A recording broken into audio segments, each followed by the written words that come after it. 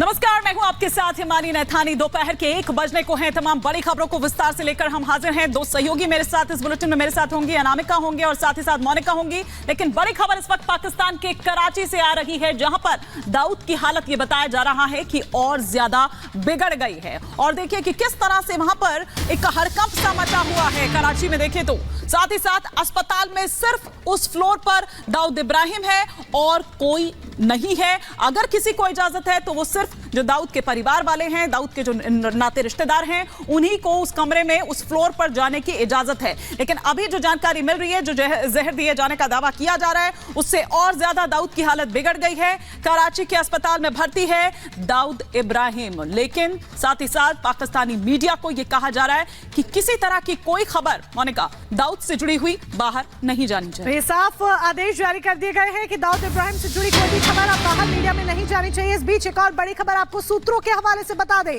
अस्पताल के फ्लोर पर दाऊद इकलौता मरीज है। जिस फ्लोर पर एडमिट है अस्पताल के दाऊद इब्राहिम, वहां पर वो इकलौता मरीज है। फ्लोर से बाकी मरीज शिफ्ट कर दिए गए हैं। उस फ्लोर पर दाऊद इब्राहिम के अलावा और कोई भी नहीं है। फ्लोर पर यहां तक कि किसी को जाने की भी परमिशन नहीं है। अगर कोई वहां पर जा सकता है, दाऊद इब्राहिम के आसपास उस फ्लोर पर अगर कोई जा सकता है, तो अस्पताल के अधिकारी हैं उच्च स्तर के या फिर परिजन हैं दाऊद के। केवल दाऊद का परिवार ही वहां पर मौजूद है। सुरक्षा व्यवस्था बेहद कड़ी रखी गई है। अस्पताल में सुरक्षा बेहद कड़ी है।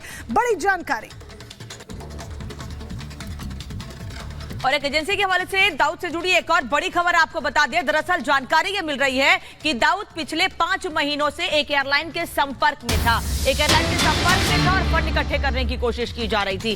5 महीना लंबा समय होता है और 5 महीने से दाऊद लगातार उस एयरलाइन के संपर्क में था। एजेंसी सूत्रों के हवाले से यह खबर मिल रही है दाऊद को लेकर लगातार। हालांकि पाकिस्तानी मीडिया में दाऊद को लेकर कोई भी खबर दिखाए जाने को लेकर पाक सेना और आईएसआई की ओर से रोक लगा दी गई है, फरमान जारी किया गया है। लेकिन कुछ जानकारियां लगातार हम आप तक पहुंचा रहे हैं। एक एयरलाइन के संपर्क में था दाऊद, 5 महीने से संपर्क में था और फंड इकट्ठे किए जा रहे थे। क्या पाकिस्तान से निकलने की फिराक में था?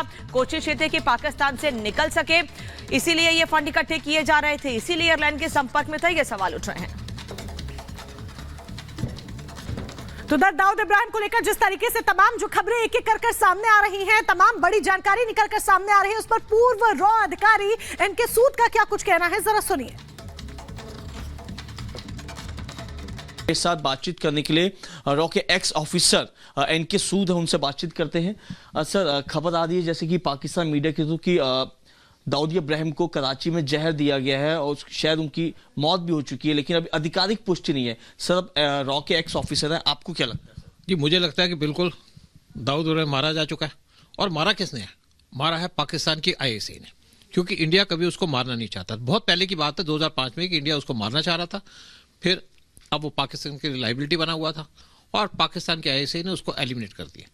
इसी तरीके से उन्होंने साजिद मीर, जो 26/11 का आतंकी था, जिसने जो मेन कॉन्स्पिरेटर था, उसको भी जहर दे दी और उसको हॉस्पिटल में एडमिट करा दिया और वेंटिलेटर पे है। वो हो सकता मर भी गया।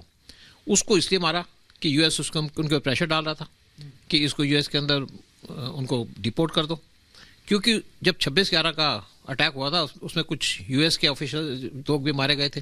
तो इसीलिए यूएस बहुत ज़्यादा सीरियस था इसके ऊपर। और अब ये जो दाऊद को मारा है, क्योंकि दाऊद इनके लिए ख़त्म हो चुका था। मेरे हिसाब से दाऊद की वैल्यू पाकिस्तान के लिए ख़त्म हो चुकी थी, एक लायबिलिटी बना हुआ था पाकिस्तान के लिए, और इंडिया के लिए कोई खतरा नहीं था दाऊद, क्योंकि इसको इन्होंने पहले रिप्लेस कर दिया। एक हाजी सलीम, वो इसको रिप्लेस कर चुका है।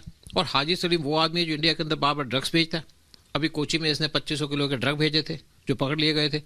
तो पाकिस्तान की आईएसआई हाजी सलीम को यूज़ कर रही है, क्योंकि पाकिस्तान भी इससे पीछा छुड़ाना चाहता था और इंडिया को इसकी कोई ज़रूरत नहीं थी। ये लायबिलिटी था पाकिस्तान के लिए और पाकिस्तान ने इसको एलिमिनेट कर दिया। इसमें तो किस तरह की खबरें आ रही है, इस पर लगातार हम आपको जानकारी दे रहे हैं। और इस वक्त इस्लामाबाद से हमारे साथ जुड़ चुके हैं पाकिस्तानी पत्रकार कसवर, हमारे साथ जुड़ चुके हैं। कसवर, पहले तो आपसे यही समझना चाहेंगे कि किस तरह की खबरें आपके यहाँ पर चल रही है, क्योंकि मीडिया को तो ये कह दिया गया है कि कोई भी खबर बाहर लीक नहीं होनी चाहिए।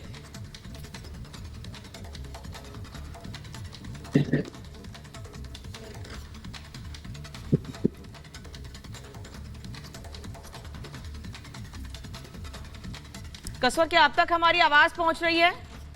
और अगर आप तक आवाज पहुंच रही है तो हमें बताएं कि क्या मुझे आपकी आवाज आ रही है, लेकिन आपकी आवाज बहुत ब्रेक हो रही है। मैं आपको सही तरह से सुन नहीं पा रहा। मैं आपको कसवर जी, दाऊद को लेकर क्या खबरें चल रही हैं आपके यहाँ? क्या पूछ रही थी कसवर जी, आपके यहाँ दाऊद को लेकर क्या खबरें चल रही हैं?